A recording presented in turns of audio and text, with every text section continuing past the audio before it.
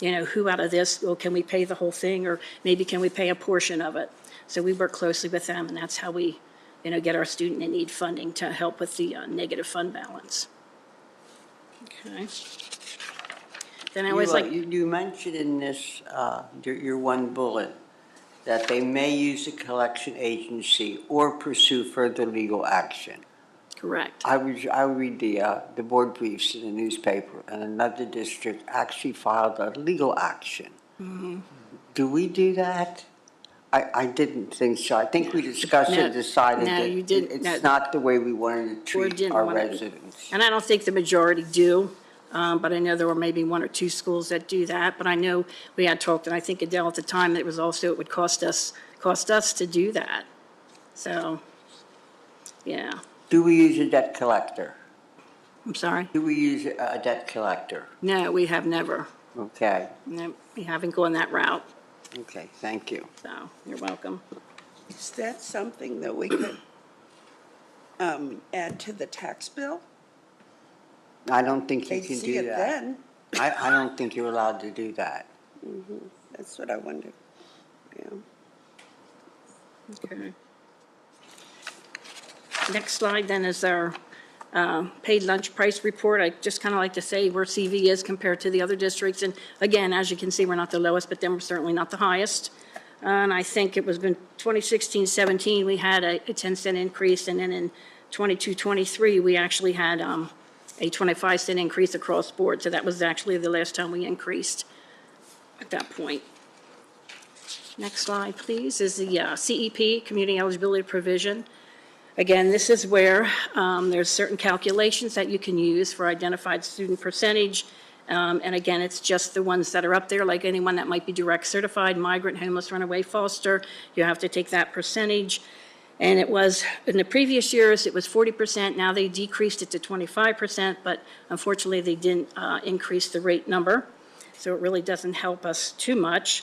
Now, in order to break even, though, you would have to have at least a 62.5% if you would go in that program without losing any money. And the next slide will show you where CV is at currently. So as you can see, Leola is highest, and Brownstown is the lowest, and we're currently at 48.10. So we're not quite near that, and if you take getting on the program at this point in time with the CEP calculator, we would be losing $53,000 per month if we would try and do that district-wide at this point. So unfortunately, we're not quite there. We're not quite there yet. And the bad news is I believe there is a proposal now to actually increase the percentage up to 60%, which is going to be detrimental to a lot of other districts.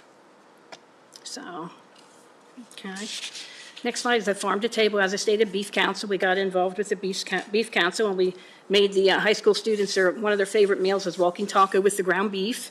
So we have that there, and it's as of now, it's a 50-50 share. And they pay 50, naturally, we pay 50.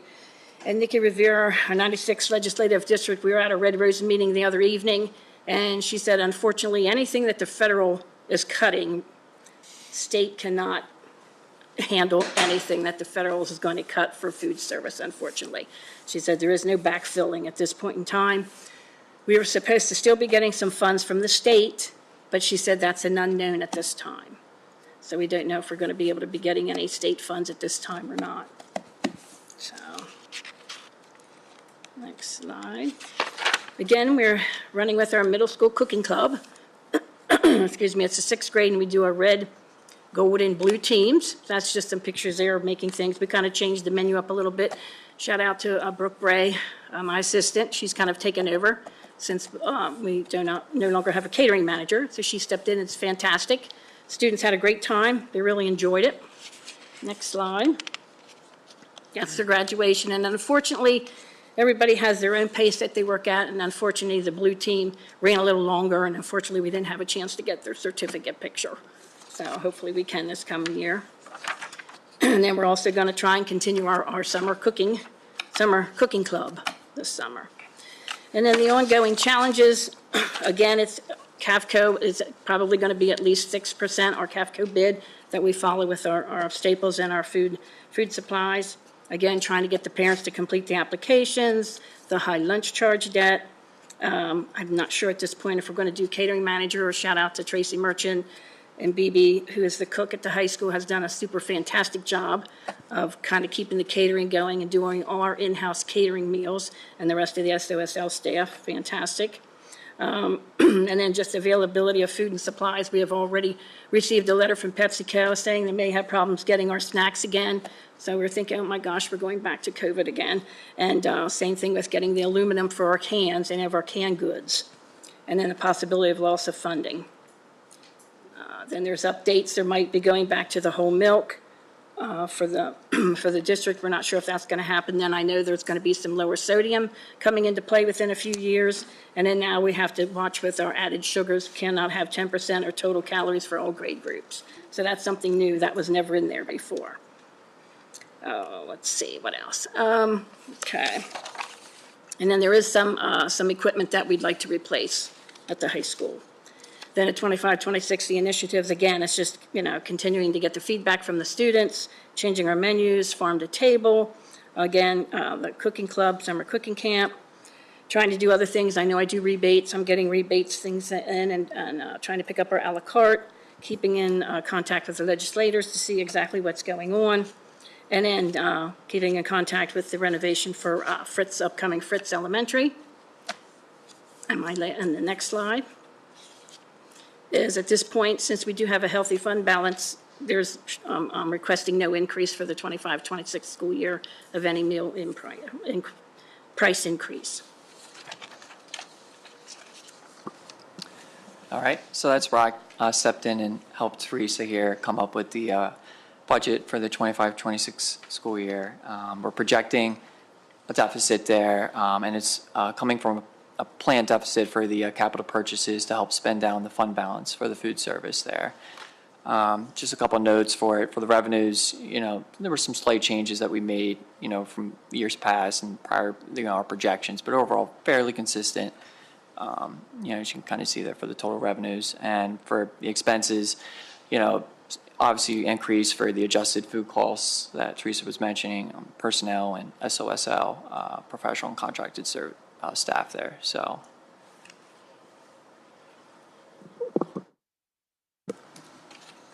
So the 51,000 debt is coming out of the reserve fund, or being covered by the reserve fund? I'm not sure where it's going to come from, but it can't come from any federally funded. How many meals does that 53K represent? 18,000? I'll have to check and see. I think the math kind of plus. $1,000 under head, so almost a big. Okay, yeah. So, and that's just from the start of the year to April, or start of the school year to April. Yes.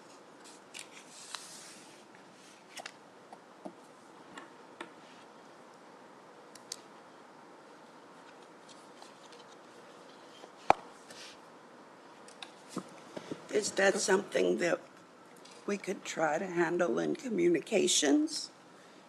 In the school bulletin that comes out or something? I think we do. Yeah, I think there's a lot of communications I do about different letters, that. and I'm going to have a it's letter just coming it's out. a prevalent problem everywhere. Not We're that not the only say it's not district. important, but it's also not on. It's I don't think it's a unique issue to us at CV. no, I it's think every all schools are district. struggling with. Yeah. That. They said yeah. there's Can I- laws and policy on not being able to, deny or shame a student Right, into not taking a lunch, right. which there's good reason for that. Sure. Then it's certainly unintended consequences as we build Right. up this debt.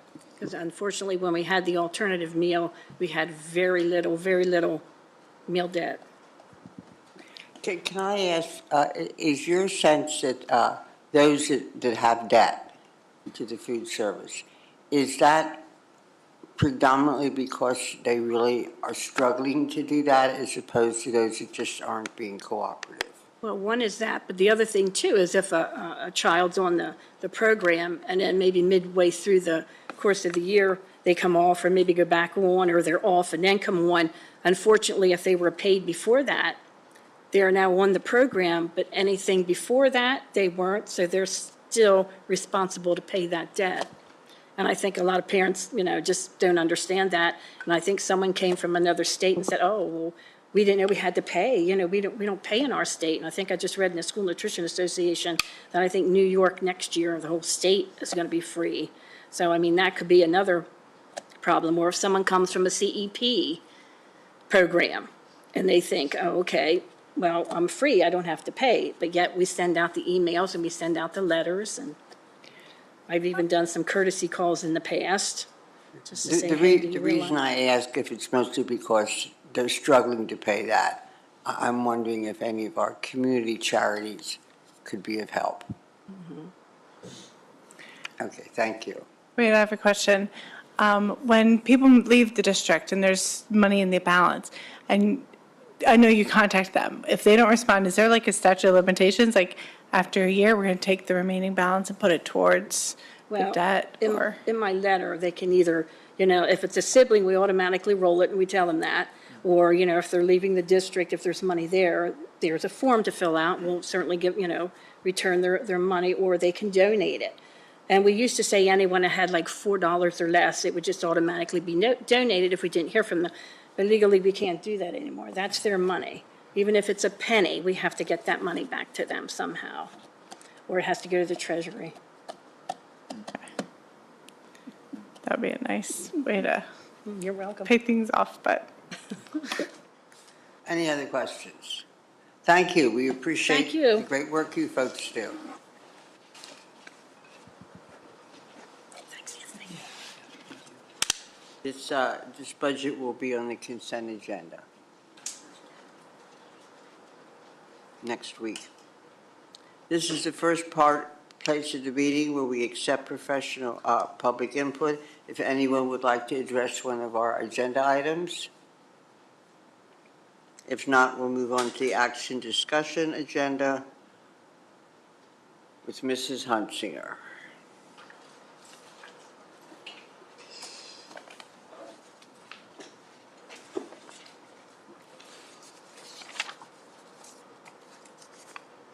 So good evening. So last month, you had asked me to come back to you today with a proposed budget of 2.5%. We are required to have an approval this evening. We can still continue to make changes to our budget for revenues, expenditures, and/or if we get some updated information from the state. So if you look on your attachments, this is the PDE form that we have to provide to you and to advertise, and this is showing a 2.5% increase. Yeah, so in the original budget that I had been rolling out to you, we had approximately $900,000 in capital expenditures. And in order to try to find a way to get the deficit lowered, I reviewed this all with Ken Johnson, and what's on this page are the capital items that we want to keep in the general fund budget and pay out of the general fund. But on the next slide, $377,000 worth of items that we can pay out at the capital reserve fund. We do have a balance in the capital reserve fund. PDE is very strict about what can and cannot be paid out of that fund. So these are items that qualify. So it helps to reduce our deficit to some degree. Refresh my memory. Is it unusual for us to be taking that much money out of the general fund for capital projects? No, typically we do have about $1 million in capital improvements in the budget for general fund. Okay. So this was just a way to try to reduce that. These items are one-time expenditures. We won't be, the water pumps, the hot water system, HVAC, that's nothing that's going to be needed to be replaced anytime soon. Some of them have quite a life on them, so I'm more comfortable taking out of the capital reserve any one-time costs. So on this slide, what I'm showing you is the revenue and expenditure changes that we've made since I reviewed the budget with you last month. This includes your 2.5% millage rate increase. There is just some natural growth in property values. This includes 50% of the ready-to-learn adequacy supplement that's been proposed, and I felt like it was necessary to adjust interest income downwards. Sounds like the Federal Reserve is going to be reducing rates here and twice by the end of 2025. Under the expenditures is reflected the $377,000 that we're taking out of the Capital Reserve Fund for those capital items. And these expenditures do already include the proposed new debt service of $381,000. Next week, we will have Raymond James, Scott Kramer, and bond counsel come out to review with you and to approve a resolution to borrow up to $25 million that'll continue towards the Fritz renovations. But this does leave us with a $1.4 million deficit. So Anthony and I read numbers, so I thought what might be helpful is to give you the graphics and to see our makeup here of our revenues. We have 82% of our total revenues come from our local sources, 38% of which is real estate taxes, and only about 16% is from state revenue, and then our federal revenues is only about 1%. And then categorizing the expenditures for you, you can see here quite clearly salaries and benefits takes up an absolute majority of our total budgeted expenditures. And the one piece of that pie graph that I have kind of pulled out, that represents non-contracted costs, costs that we are either contracted or not obligated to pay. So when we're trying to look at how we can shrink the deficit, what areas can we cut, this pie chart here represents all of those variable costs that we could look at. So in making that decision, we've got maintenance costs. That's always very difficult to determine, as some of the HVAC systems, sewer systems, everything else can fail without much notice. We always have to budget for those contingencies. And Ken Johnson is really pretty good at predicting what those amounts are going to be. We have our building budget, CVVA, secondary and elementary curriculum, pupil services, technology. So in looking at how do we try to reduce our deficit, it becomes very complicated too, and looking at where can we try to pull from. Could you explain the HRPR safety and superintendent? We're not getting rid of the superintendent. No. I'll tell you that right now. That's the Human Resources, Public Relations, Safety budget, as well as Superintendent's Office budget for. But no, we're not getting rid of him. Good. He must stay. So I'm still, even though we are approving a 2.5% millage rate increase, I still want to keep a 2.75% increase on your radar for you. And so these numbers are all here, what I've shown you before, what the millage rate would be with whatever percentage increase. And then we have our scenarios. Again, for a 2.5% increase, there's your $1.4 million deficit. Going up to 2.75 generates an additional $139,000, so that brings our deficit down to 1.3. But what gives me concern when I'm working on the budget and looking ahead and projecting is on the next slide, we have what our increases in our salaries and benefits are. So these amounts just represent the increase from one year to the next. And you can see it's typically about a $2 million increase that we have to cover for our salaries and benefits. And that it can accumulate over these 4 years. And I just took it up to the end of our current teacher's contract. The accumulated effect is about $9.8 million. On the flip side, too, then, by increasing our millage rate, we would generate $139,000 additional for the 25-26 years. But if we don't go up to 2.75%, you can see the accumulated effect over the next 5 years that would be $736,000 that we are not generating. That could help offset some of those other costs. So that's what I'm looking at, the projections going forward. These are some of the hurdles that we have to look at. And then you've had these other last two slides here before, just showing you what the Act 1 index has been, what our percentage increase has been, and then how our millage rate ranks amongst other school districts in the county. I had the ridiculous idea that I could work out the cumulative effect of the cost to our taxpayers, which grows just as quickly. As I always remind people, once you add $10 to their bill, they'll pay that $10 again next Yes. year. You know, Yes. it also has a cumulative effect. And I realize, I haven't changed my position on the 2.5%, but I do appreciate the challenge that it gave you, and I wanted to thank you for your work. Well, thank you. Any questions on the budget? Question under the general fund budget, you have a grounds turtle, ground master mower for $133,000. Is that And Ken is here. under, Yeah. is that one mower? That's a mower with a few attachments with it. So like an actual tractor? It is a wide area mower, so it will mow like 12 feet wide. It's 3 decks, one in the front, one on each side. It also has a snow blower attachment and a broom for snow removal. Don't we have multiple brooms on the sidewalks and stuff? We have smaller brooms at each building, like a Okay. 5-foot wide one. With the amount of sidewalks we've added here at the campus, we're kind of behind the 8 ball on that.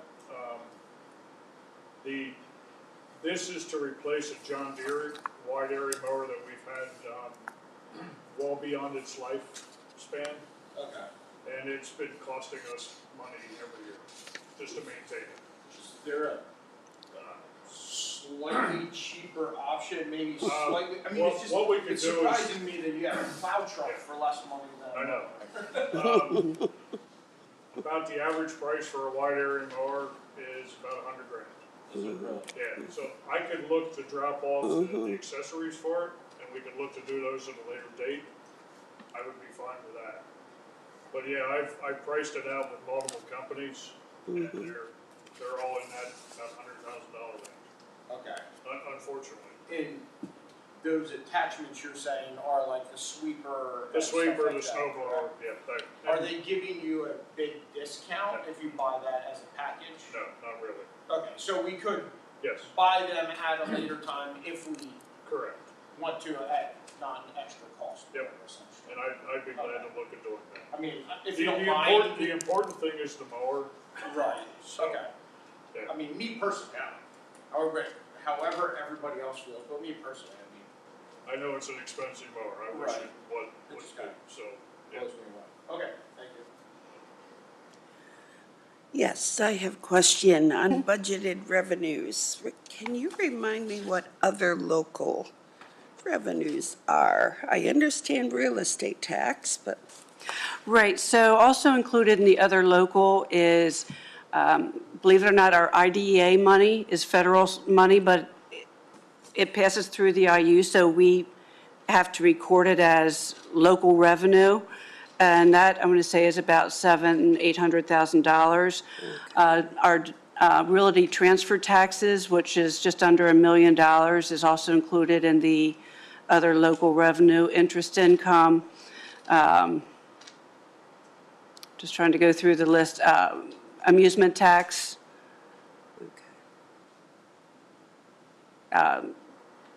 Sometimes we have technology items that are sold that that after their useful life is over, generate some revenue there.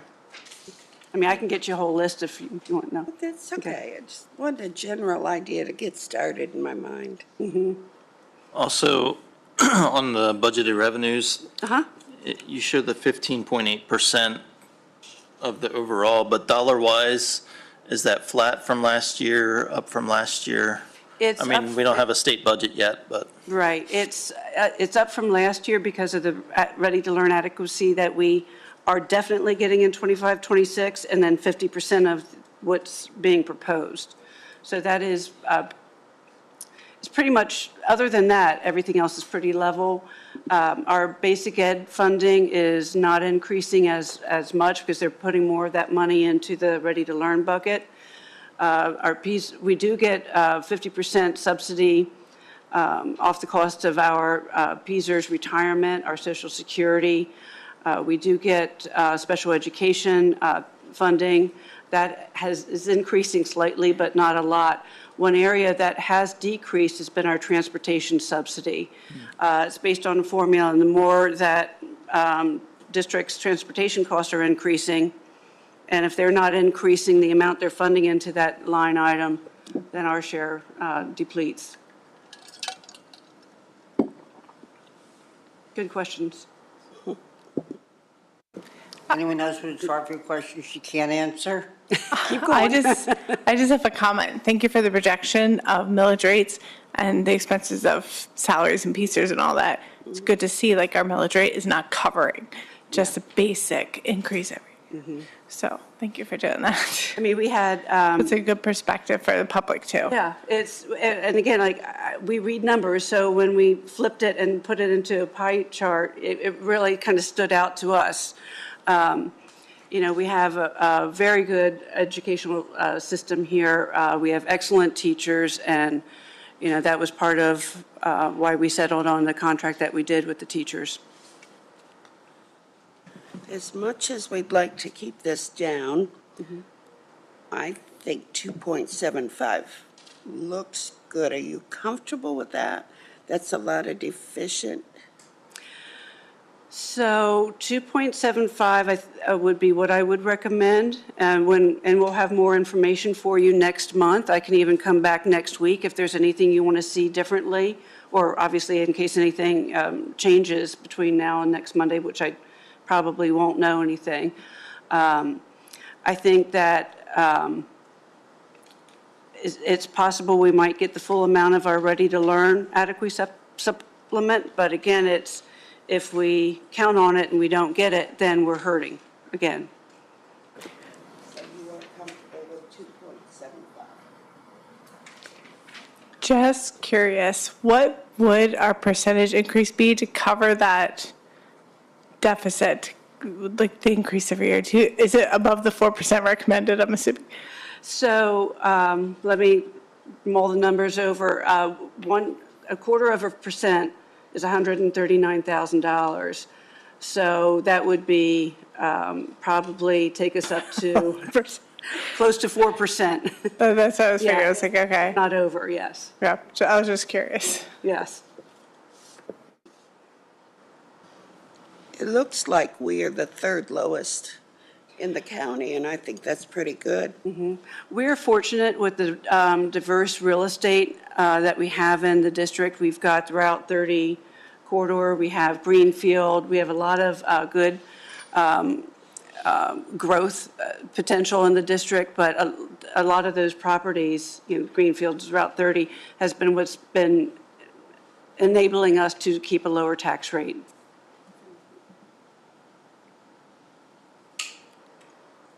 Any other questions?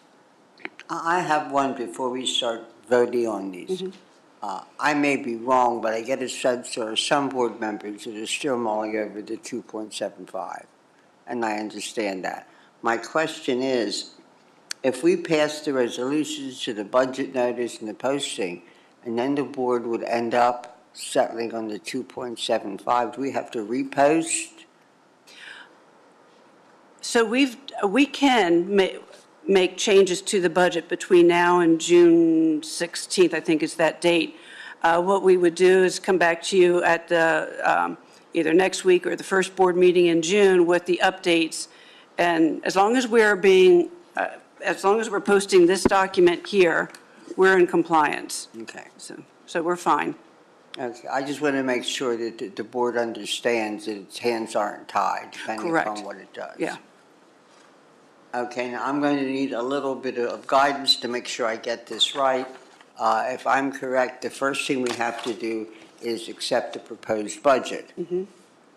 We can't post it until we've accepted it. So I need a motion to accept the proposed budget as presented currently. Motion to accept the proposed budget as presented. I second. Well, could we have a roll call for this, please? Dr. Martin? Aye. Mrs. Fisher? Aye. Mr. Hurst? Aye. Mrs. Kapka? Mr. Gensel? Mr. Eby? Ms. Trowbridge? Aye. Mrs. Groff? Aye.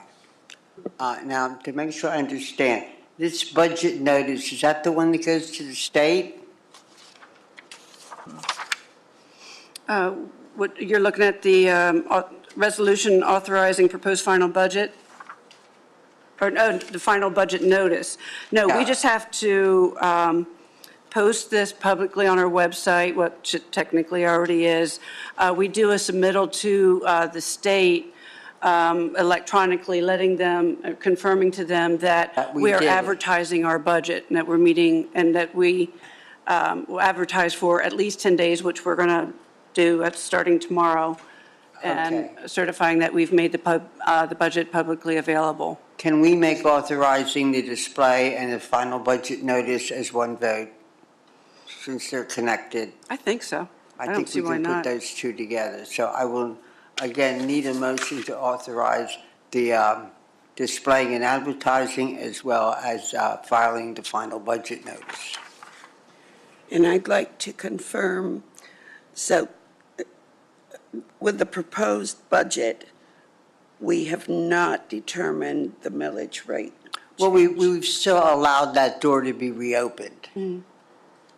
So what did we, We currently have it set at 2.5, but we are not okay, stuck with that. We still have the option to revisit that, and I had you in mind when I asked that question. Okay, could I have the motion, please, for the other two issues? If we are set on 2.5, like if I feel 2.75 is the way to go, We will have an opportunity to Do that revisit later. that. Yes. Okay. Yes, absolutely. That's why I specifically asked that, if we would have to redo all of this or not. I got the sense that there were some second thoughts on it.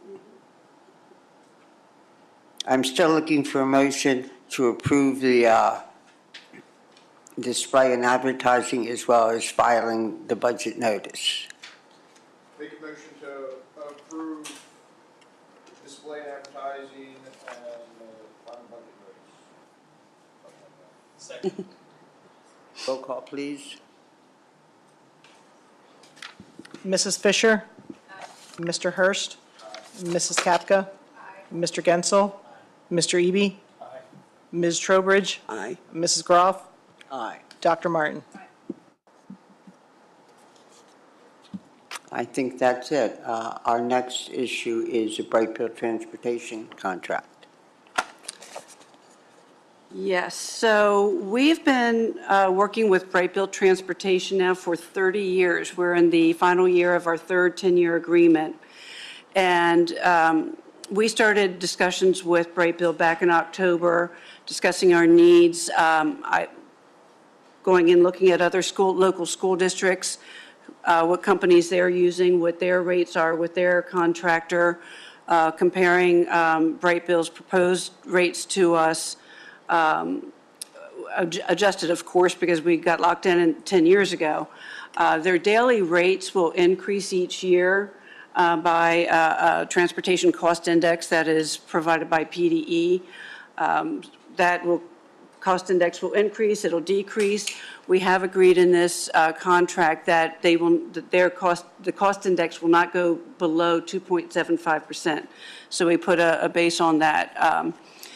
What is a little different with this contract is that they had been providing the fuel, and they are not providing the fuel now. Now, fortunately, some of the fuel prices are coming down a little. Let's keep our fingers crossed on that. And also what is unique with this, because this contract definitely has a jump in pricing, and trust me, we did our due diligence, and this proposal is very much in line with other districts, other contractors.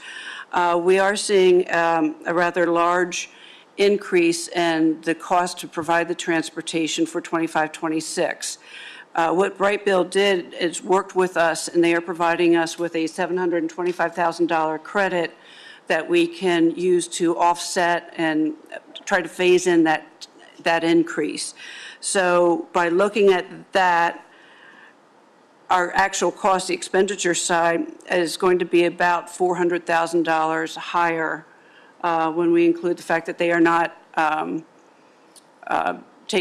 they're not paying for the fuel anymore. Ariane, just to give you an idea, what our adjusted cost is for next year is going to be $3 million, and it increases obviously over the next 10 years. The 400,000 is over how many years? That's an increase from one year to the next. From this year to next year. Any other questions? I will need a motion to approve this contract. Motion to approve the Brightbill transportation contract.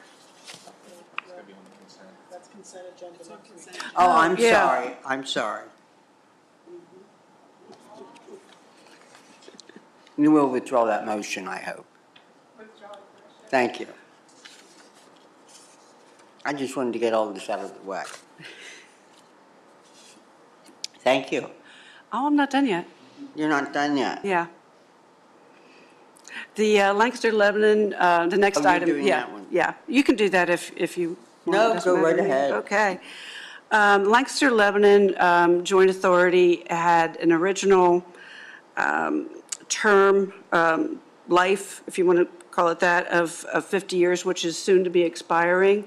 The IU would like to go ahead and extend the life of the joint authority by another 50 years, expiring in 2075.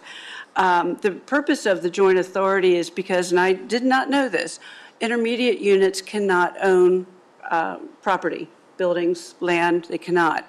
So about 20-plus years ago or more, a joint authority was created so that the authority could borrow money from the IU or from a bank, and then the authority could purchase properties, several of their properties that they have in the area, and then the then the joint authority repays the loan back towards, back to the IU. So we currently have an outstanding loan that is owed back to the IU of about $8.5 million, and it's over a span of 20 years, so they would like to just go ahead right now and extend the life of the authority. I would add to that, the Joint Authority has done an excellent job in managing these funds. Yes. The IU has bought its last two buildings without mortgages. Mm-hmm. I wish we could all say that. Yes. So if Any you're okay with this, we can put this on the consent agenda for next week? Yes. Cool. Yes, that I have right. And the amusement tax, are you going to do that, or Mr. Spitzer? Anthony's going to do amusement tax. I'll sit here because you're stuck This with could me have one been more on the time. consent agenda, but I wasn't sure if all of our board members were aware of the history of this tax. I thought it wouldn't hurt to review that. Yeah, sure. Hello again. So the amusement tax for Conestoga Valley School District, the maximum we can collect each year for the tax is at $348,867. And so we use this document to kind of track it each year for the tax that we collect versus that cap that we're eligible to collect, and then any difference, any overages we have to give back. So, and what Adele mentioned to me is that when Act 50 was put in place, that locked us in to the rate that's listed on this document. So, and it hasn't been updated. No. At least until. Can I just ask, over the last 3 years, have we ever, well, we've held it at that for a while. Yes. Have we ever overshot or undershot the total? During 20, might have been 19, 20, 2021 during COVID. Yeah. We were, our collections were actually lower. But if, we try to keep that rate at 2% so that we can, as close as we can, get to that mark. And could you explain what you do if we're under or over? I'm sorry, what was? Could you explain what we do if we're over or under? If we're over, then we refund the monies pro rata. But if we're below, we cannot increase the rate arbitrarily. And this amusement tax rate is also tied to the Act 1 index, so we could not increase it. Yeah. Okay. Thank you. Any questions? If not, that too will be on the consent agenda. Cool. And now you have the tax collector. Yeah, so since 2017, Lancaster County Tax Collection Bureau has been collecting our real estate taxes for us, and this resolution is appointing them again to collect our real estate taxes for them. It's a very, very smooth process. Works out very well. And we need to approve this, but I believe this, yes, and this could go to the consent agenda as do I well. have a motion to approve Oh, the no. resolution for tax collector? Motion to approve the resolution for tax collector. Second. All those in favor say aye. Aye. Are there any noes or abstentions? If not, that is approved. Okay, I think you're finished with Now me. finished? I think I'm finished now. I think so too. Good, cool. Thank you all very, very much. Thank this evening. you. Our next two items are to reappoint the board treasurer for 1 year and the board secretary for 4 years. This is part of the Pennsylvania School Code, and we have to do it every year. We are not allowed to use a board member. We have been using our chief financial officer as treasurer and our administrative assistant to the superintendent is the board secretary. Is there anyone that feels we need to make a change in that? If not, I will take a motion to approve both of these appointments. Motion. Go ahead. No, you got it. I already did one. So did I. Motion to approve the school board treasurer for 1 year term, Adele Hunsinger. and the secretary, Marilyn Martin, for 4 year term. Second. All those in favor say aye. Or any nays or abstentions? If not, congratulations on your election. It was a close call. Mrs. Henry, are you prepared to explain the overnight athletic trips?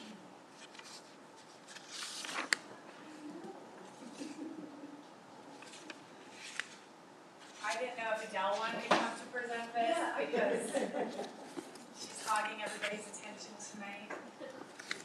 Thank you, Adele, for everything that you do. Sure, I actually have a couple of updates. So we have 9 student athletes that have qualified for districts.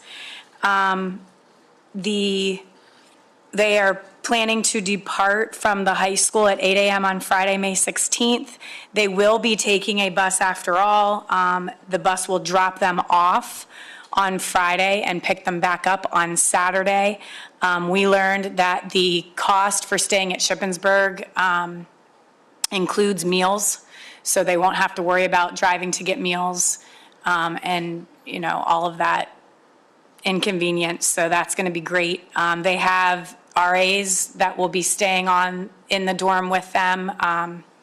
It's all of the teams from the district. So they have RAs, they have front desk workers, they have security people. So we feel secure with them not having a vehicle there. So a bus will drop them off and then go back up on Saturday around 11 when they have to exit the dorms so that they can put their things on the bus, and then they should be on their way back around 3:30 on Saturday. So those are some of the updates that I have. But after looking at the schedules that I sent, does anybody have any questions? Do you have any idea what the cost is going to be to rent transportation for the states? To rent the, Didn't your presentation talk about renting? so, right, we were planning to rent vans, but we're not. So we're just taking the normal buses. Even for states? Yes, Okay, yeah, thank you. 9. But we have no idea how many will go on to states, right? Correct. Okay. So it will be at most 9. It'd be great if they all qualify. So hopefully, but if not, then it'll be less than 9. Okay. Any questions? If not, I need a motion to approve the overnight athletic trips. Motion to approve the overnight athletic trips. All those in favor say aye. Aye. Any nays or abstentions? If not, they are approved, and we wish them luck. Thank you. Dr. Hartman, would you like to go over our new vision and mission statements? I can go over, sure, I can go over it briefly. It'll be on the action discussion item in June, or agenda in June to take a deeper dive in, but we did make some policy adjustments based on our ongoing efforts that came out of comprehensive planning, just to revise and update our district mission, vision, and value statements based on some feedback I've shared with the board previously about the process we went through this year with different stakeholder committees to do that. And so this policy reflects those updates. And like I said, I'll go into more detail with it when it's on for action discussion, unless anybody has any specific questions this evening. But we wanted to put it on the night for your review to get this policy on with some of our other 100 policies and 200 policies that'll be on for a review in June. Is that going to be a discussion item or a consent agenda item next month? For first reading, it'll be action discussion. Okay. Any questions on that? I was really impressed with how they picked up everything that we had, as well as everything from the profile. I thought they did an excellent job with that. Our last issue, and it's part of the agenda, is mandate advocacy. We had talked about this before if we wanted to participate. PSBA had sort of switched gears. The original advocacy they were requesting was for cyber charter. And, but even with that, they did not provide a resolution as they originally, I think early on they had a resolution, but then they wanted letters. Now they've changed that to mandate.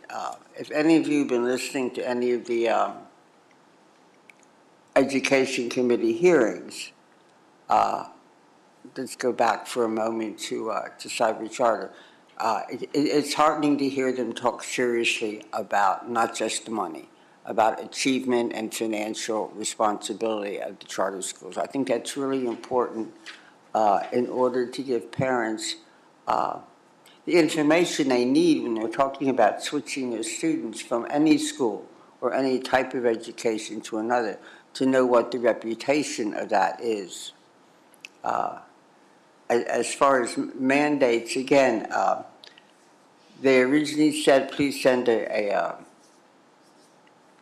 resolution, but now they have letters. They sent a couple of samples. They're rather long. They can be restricted. If you would like, and I wasn't going to go through all this unless you told me you wanted to, if it's something you'd like to do, they are individual letters. So if you want me to give you some of the sample individual letters, there's a longer and shorter form, I can do that. But I'm not going to do it if you're not going to send letters. So what would you like to direct me to do or provide you? Or do you want to wait until it's farther into the legislative process? basically what they're asking is that they no longer pass mandates without checking the cost.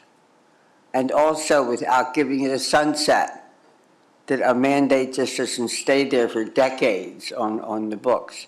They also would like a review of current mandates to see which ones really should be expired and which ones should require a sunset.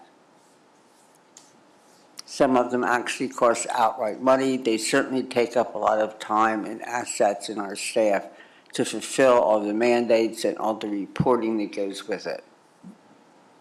So you tell me what you want me to provide you, and that's what I'll do, or we can put it off till we're farther into the legislative process.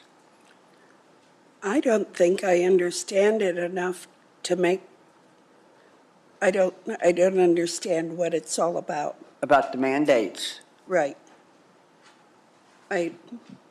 could Yeah. you explain what sort of mandates we're talking about here? Sure. So, and I know we've talked about all the unfunded and funded mandates that the pressure that we're under.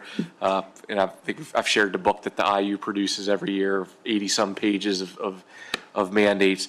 And this, correct me if I'm wrong, Idette, my understanding is there is a push with PSBA right now. Obviously, some of the ongoing advocacy issues like cyber charter reform and adequacy funding, those are still important, but there's also now a newer push, whereas in almost any other area other than education, when a law is written or there's new legislation, there's all types of tests and checks that go through to say what there's costing out studies of what it's going to cost taxpayers to implement this. And education seems to be a little niche or a pocket where somebody gets an idea for something because it might be happening back in their local district or their legislative district, and things get attached to bills and mandates, and that same process that holds true in a lot of other areas doesn't always hold true for education. So there seems to be not a lot of concern or questions for, okay, if we pass this law, yeah, it sounds great. Everybody wants, more background checks for teachers, or everybody wants this or that or whatever. But what's that costing districts? What's that costing taxpayers and individuals? And so I think there's just a newer push to tie some of those same requirements to education-related legislation that there is in other areas. Is that your understanding? Yeah, many of these mandates, they pass them based on they sound good, and nobody bothers to do a financial check, and nobody puts a sunset where they have to revisit it to make sure it's still, useful. If you would like, I can provide you with the shorter version of this letter, which might make it clearer. So, for one, what is sunset that you're talking about? That means it expires. Okay. Okay, and they would have to revisit it and renew it, but they have to check to make sure that the costs and the rewards of that mandate are worthwhile. There are some that I think a lot of administrators consider to be trivial. Okay, and PSBA wants to advocate. Have this Absolutely. done, and we need to send a letter. An individual letter. I think I've mentioned this before. What legislative offices do is they keep track of phone calls and letters that they get supporting or against a given bill. If a board writes a resolution that goes in the pile, it counts as one letter. Right. But if each individual board member sends a letter, it goes in and they can count as 9. Okay, And so they this found goes to that the more effective. legislature. Okay. So Sure, if you want, I'll send some letters. Okay, I will provide you this week with a copy of the body of the shorter version. Okay, the long version is perhaps burdensome. And once I do it, I'll send it to all of you, and you can send it. You'll have to look up the email. But that's easy to find on the web for those committee members. Okay, then I will take care of that. Then we will move on to the tentative agenda for next week. Are there any questions or concerns? Do I understand that we're adding Raymond James next week? Okay. Then this is the point in the meeting where we're open to addressing comments from the public on any issue they'd wish to address. If not, board initiatives and announcements, I will remind the board that you have beside you a ballot from the IU where half of the board gets reelected. I'd appreciate your filling that out before you leave tonight. If not, we will adjourn. I need a motion to adjourn to executive session for consideration of a student discipline issue, and I will also mention that the board will be discussing preparations for the superintendent's evaluation. That's okay, I'll take it this time. No, I'll take it. All those in favor say aye. Any opposed? We are adjourned.